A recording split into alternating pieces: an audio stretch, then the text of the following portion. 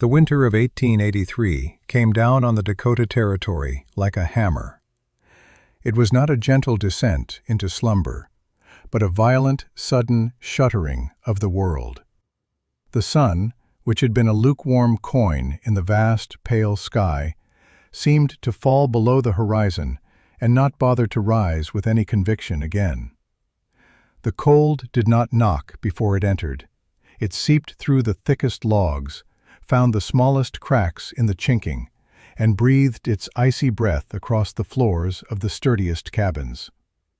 It was a physical presence, an enemy that laid siege to the small settlement of Prairie Ridge, and its primary weapon was a silence that was colder than any wind. The settlers were not new to hardship. They were a collection of stubborn, calloused hands and determined hearts, people who had traded softer lives for the promise of 160 acres of their own. They knew cold. They knew wind. But this was different. This was a cold that felt ancient and personal, a cold that seemed to want them gone. Their cabins, the symbols of their conquest over the wilderness, were proving to be monuments to their own futility. Built from the thickest cottonwood logs they could fell, with stone fireplaces that devoured wood with monstrous appetites, the homes were failing. A man could stand so close to the fire that his trousers felt ready to ignite, while the small of his back felt the piercing chill of the room behind him. Frost grew in delicate fern-like patterns on the inside of the walls, a beautiful and deadly garden. Women woke to find a skin of ice on the water buckets just feet from the hearth. Children were bundled in so many layers they could barely move, their faces pinched and blue. The primary sound of the settlement, beyond the ceaseless moan of the wind, was the rhythmic thud of an axe. The woodpiles, which had seemed mountainous in autumn, were shrinking with alarming speed. Every log burned was a victory against the immediate cold, but a step closer to a future that was too terrifying to contemplate. They were all in the same predicament.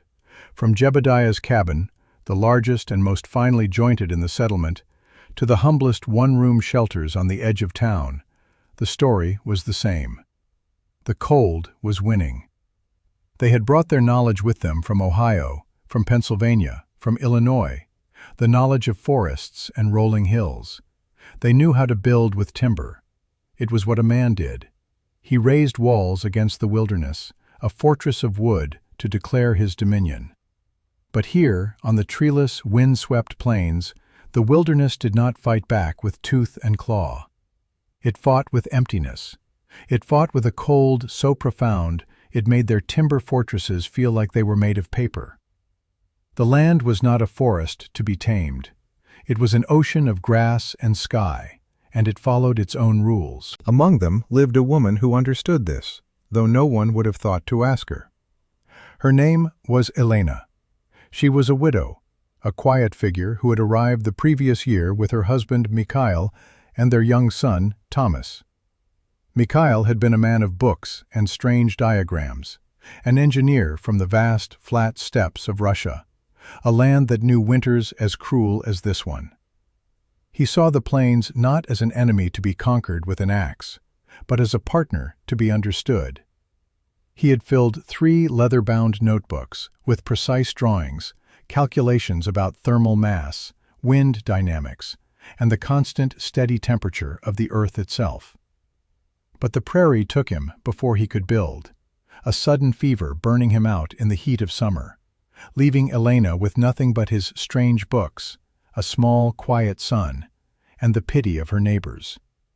They saw her as a fragile thing, a woman of the old world, unsuited for the harsh realities of the new. They expected her to fail, to pack up and return east, or perhaps to marry one of the local bachelors for protection.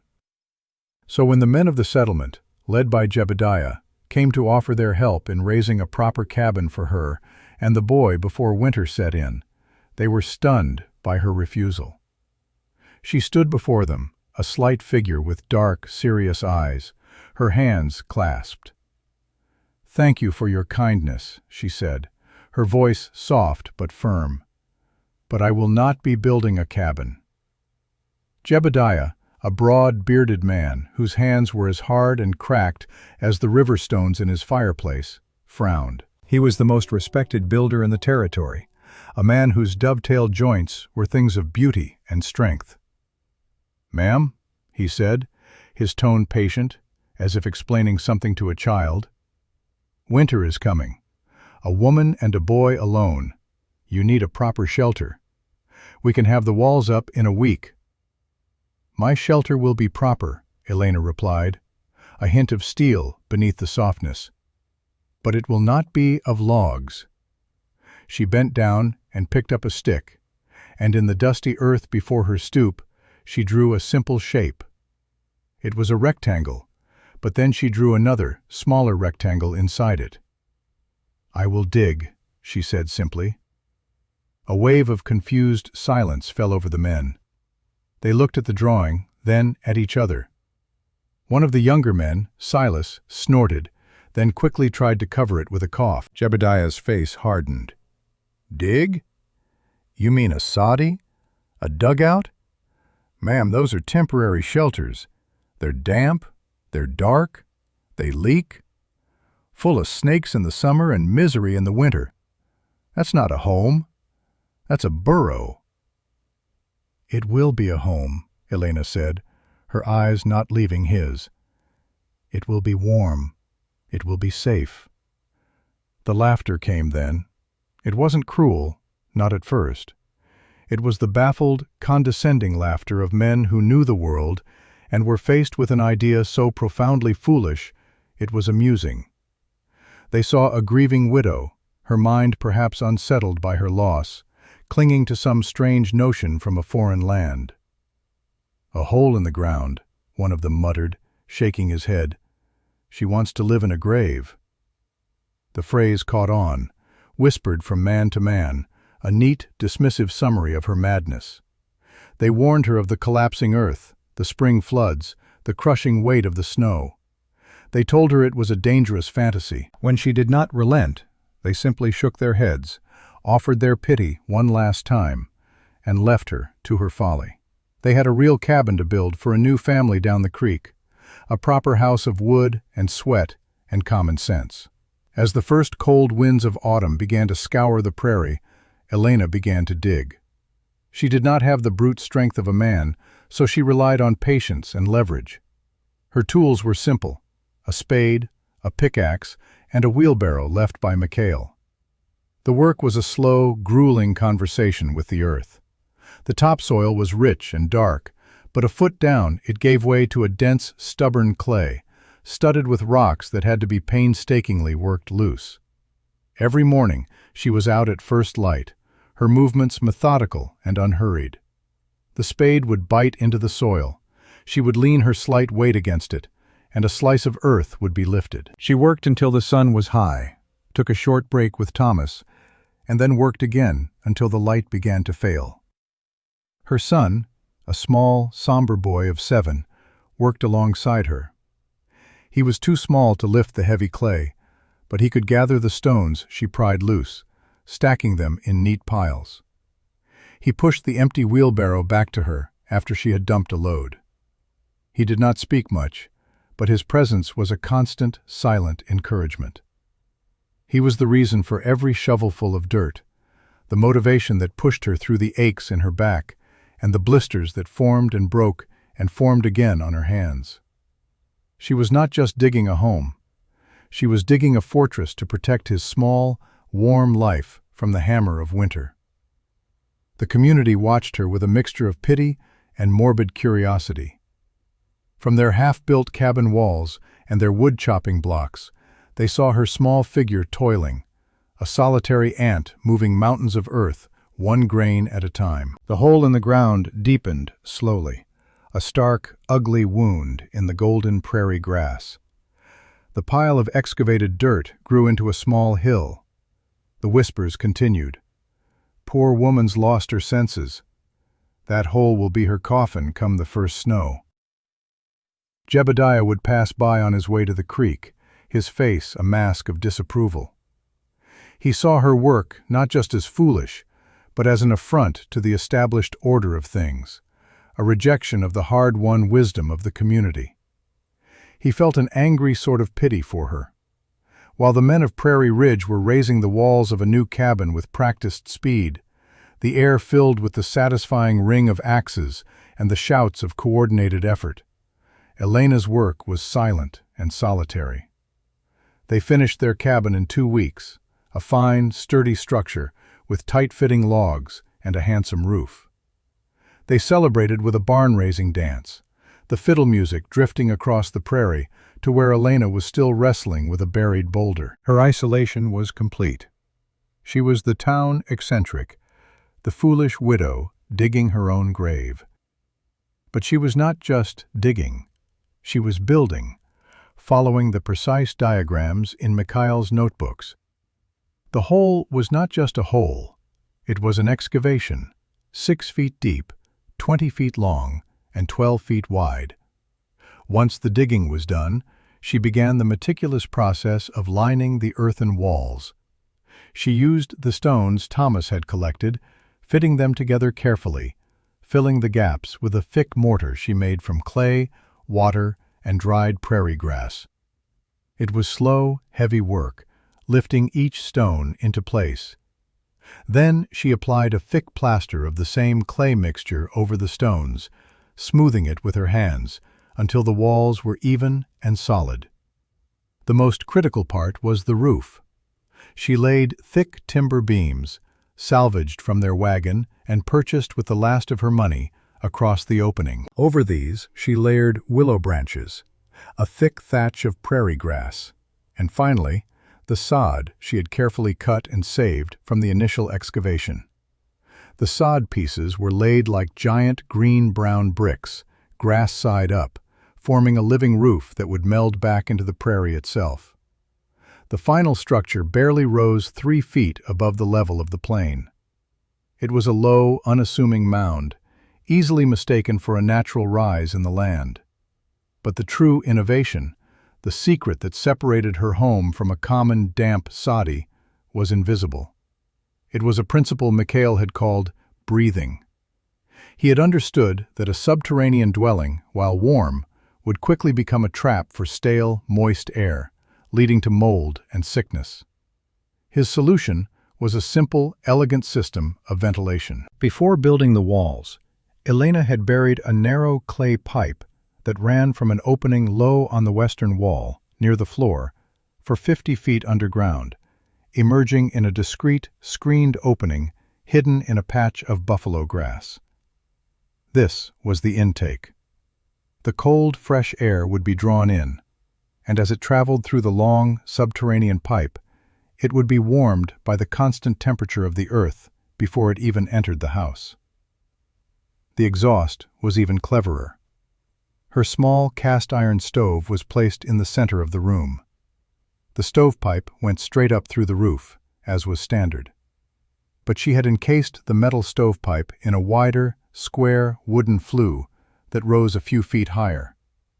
The heat from the stovepipe would warm the air in the outer flue, creating a powerful, constant upward draft.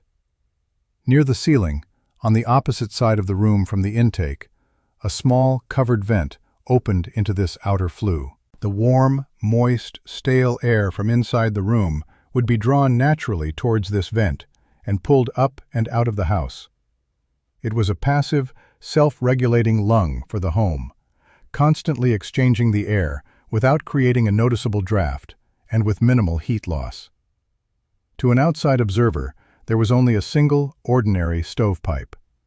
The secret was hidden in plain sight.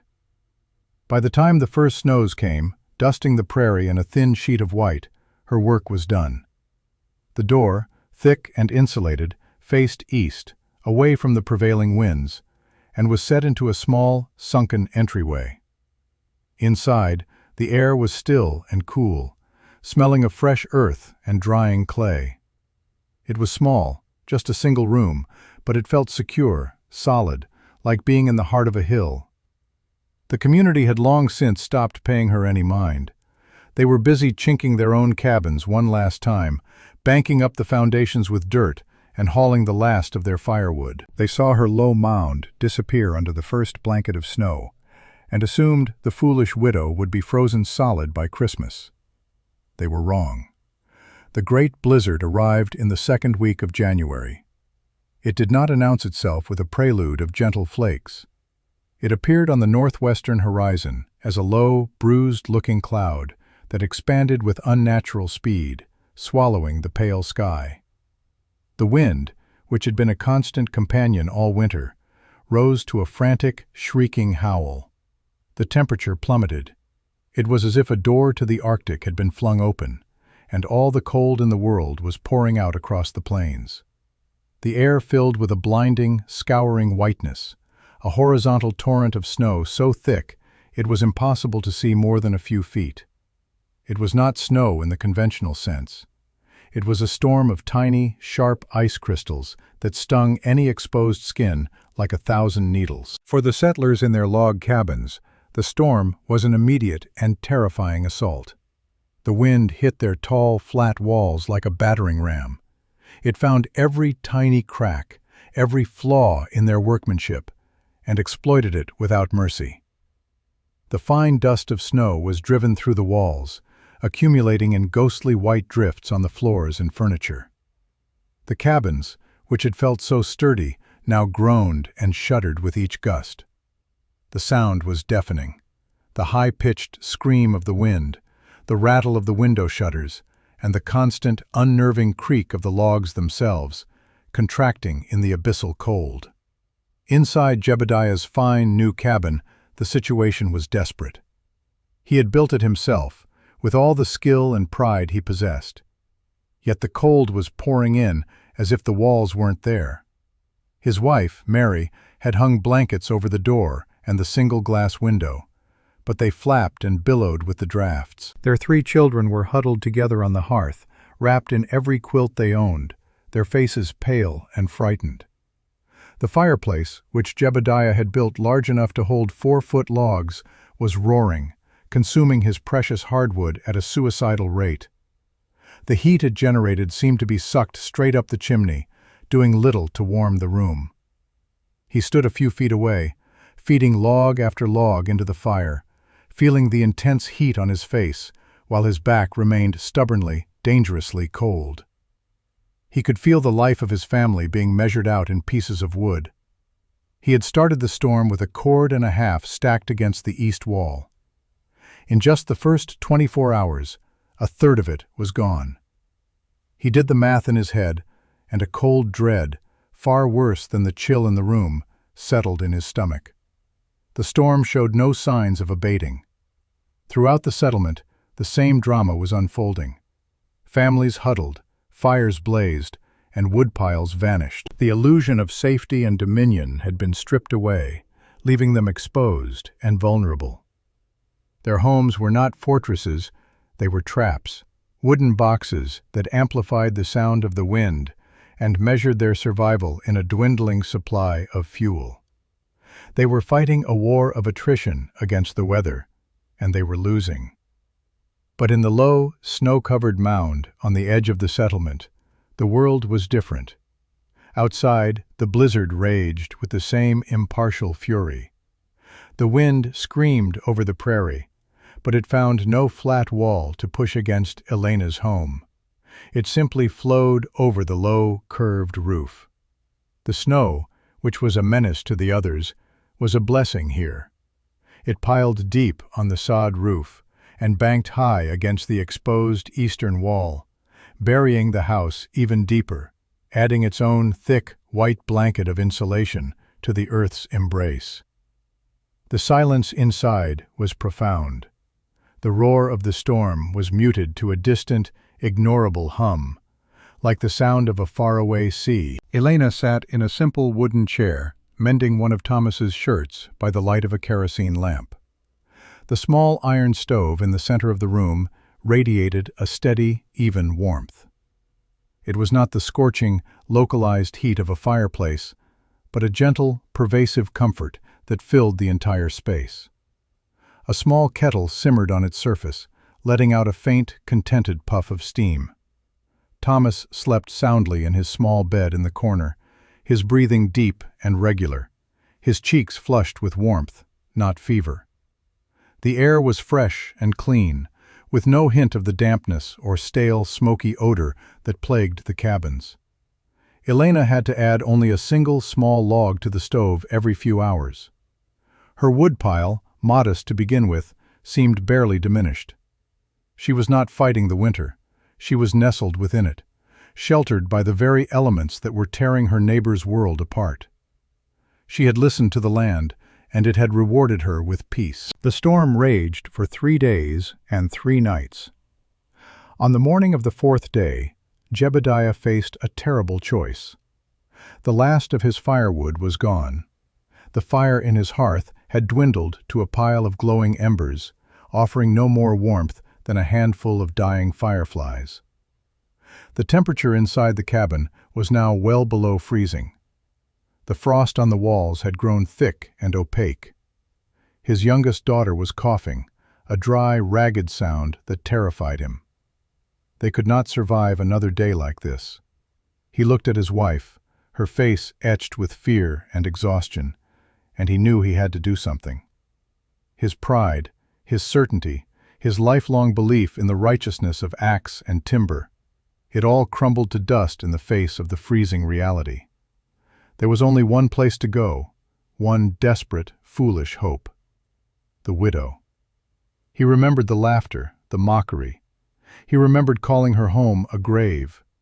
Now, that grave seemed like the only chance for salvation. Bundling himself in every layer of wool and canvas he owned, he pulled a rope from the barn and tied it to his front door, paying it out as he went.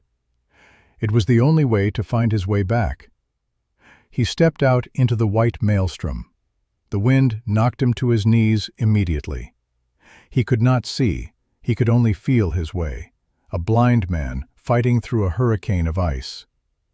The 50 yards to Elena's dwelling felt like miles. He stumbled and fell, pulling himself up by the rope, his beard freezing solid to his scarf. He was guided only by a vague sense of direction and the image of his children's faces.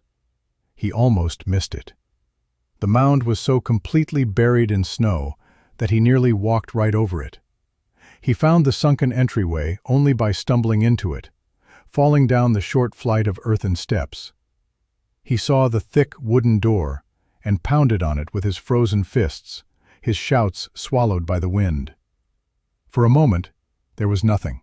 He pounded again, a wave of despair washing over him. Then he heard the sound of a bar being lifted, and the door swung inward. The first thing that hit him was the warmth. It wasn't a blast of heat, but a calm, steady wave of comfortable air. It was like stepping from the Arctic into a mild spring day. The second thing was the light, a soft yellow glow from a lamp that seemed impossibly bright after the white blindness outside. He stumbled inside, pulling the door shut behind him, and stood there, blinking, trying to make sense of what he was seeing. Elena stood before him, her expression calm, unsurprised. The room was small, but it was dry, clean, and impossibly warm. He saw the boy, Thomas, sitting at a small table, playing with some carved wooden animals. He was in his shirt sleeves. Shirt sleeves! The sight was so incongruous, so utterly impossible, that Jebediah could only stare. There was no roaring fire, only the small black stove, purring quietly to itself. The air didn't smell of smoke or damp earth. It smelled faintly of baking bread. He looked at the walls. They were smooth clay, completely free of frost. He felt no drafts. None. He was a master builder, a man who understood the dynamics of a house, and this place defied every law he knew. It was a miracle. He finally found his voice, a ragged croak. How? Elena did not gloat. She did not say, "I told you so." She did not remind him of his laughter or his insults. Her victory was not in words, but in the undeniable reality of the warm, safe room around them. She simply gestured to a chair by the table. "Sit down, Jebediah," she said, her voice gentle. "You are letting the cold in." He sank into the chair, the warmth seeping into his frozen limbs, and for the first time in 3 days, the terror began to recede. He looked from the sleeping child to the quietly humming stove, to the calm woman pouring him a cup of hot tea, and he knew, with a certainty that shook him to his core, that he had been a fool. He had been profoundly and absolutely wrong. When the storm finally broke, leaving behind a world transformed, a landscape of immense, sculpted drifts under a brilliantly clear and cold sky, Jebediah led his family through the snow to Elena's home. They stayed there for 2 days, recovering, sleeping in the calm, steady warmth, their gratitude too deep for words. When he returned to his own cabin, the story of what he had found began to spread. It traveled through the snow-bound settlement not as a rumor, but as a revelation. At first, the others were skeptical. But their own experiences, the memory of the freezing drafts, the terror of the dwindling woodpile, the sight of their own suffering families, had cracked the foundations of their certainty. One by one, then in small groups, the men of Prairie Ridge made the trek to the widow's mound. They came with shovels to help clear her entryway, a gesture of communal apology. Each man who stepped through her door had the same reaction. They would stop, their faces slack with disbelief. They would look around the small, warm room, at the simple stove, at the frost-free walls. They would feel the gentle, draftless air. The laughter and mockery of the autumn were replaced by a stunned, respectful silence. They had survived. She had thrived. A week after the blizzard, Jebediah returned to Elena's home. He did not come with his family this time. He came alone. He stood at her door, his hat in his hands, his broad shoulders slumped not with exhaustion, but with the weight of his own humbled pride. He looked like a student coming before a master. "Ma'am," he began, his voice low and thick with emotion, "I came to ask. I need to understand. What I saw here, it's not possible, but it is." He looked around the room again, as if searching for a trick. "It's not just the earth. I've seen sadis before. They're damp. They smell. You can't breathe in them. But this place, it breathes." Elena nodded. She went to a small wooden chest in the corner and took out Mikhail's leather-bound notebooks. She laid them on the table, their pages filled with elegant script and intricate drawings. She did not hoard her knowledge or demand payment for her wisdom. She shared it as freely as she had offered him tea. She explained the principle of thermal mass, how the earth itself acts as a massive battery, storing the sun's warmth and maintaining a constant temperature, protecting from the extremes of both summer heat and winter cold.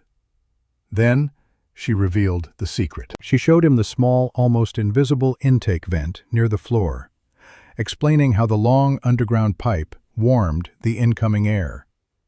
She took a small candle and held it near the exhaust vent by the ceiling. The flame bent sharply towards the opening, sucked by the invisible current of air being drawn up and out by the heated flue around the stovepipe. "A house must breathe," she said softly, repeating Mikhail's words, "or it will sicken and die, just like a person." Jebediah stared at the simple, ingenious system. It was a work of pure genius, yet so simple he felt foolish for not having imagined it. He, the master builder, had spent his life fighting the winter, trying to hold it back with thick walls of wood. Elena, guided by her husband's wisdom, had not fought it. She had made a treaty with it. She used the earth for warmth, the snow for insulation, and the laws of heat and air for life. He spent hours with her, poring over the notebooks, asking questions, his builder's mind absorbing the new principles. He was no longer the proud master. He was the eager apprentice. That spring, A new sound was heard across Prairie Ridge. It was not the ring of the axe, but the rhythmic scrape of the shovel. The entire settlement, under Elena's quiet instruction and Jebediah's enthusiastic leadership, began to rebuild. They did not tear down their cabins, but they supplemented them. For every family, the first order of business was to build a winter house, a semi-subterranean dwelling based on Elena's design. Jebediah, with his practical skills, helped them site the homes, improve the timbering for the roofs, and perfect the stone lining of the walls. But he always deferred to Elena on the core principles, especially the precise placement and construction of the vital ventilation flues.